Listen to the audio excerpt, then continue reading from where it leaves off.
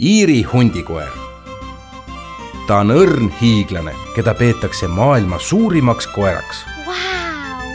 Sõbraliku ning pehme iseloomu tõttu on ta ideaalne sõber ja pereliige. Ta saab suurepäraselt läbi laste, teiste koduloomade ning võõrastega. Oot, kas tema ongi see ideaalne koer? Ja kui vaja, siis on ta julge kui hunt. Iiri hundikoer on suure ning nõudliku välimusega, lihaseline ja tugev tüüp.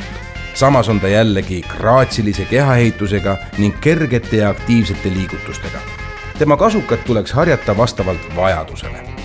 Tema rõõmustamiseks piisab igapäevasest rahulikust pargiringist.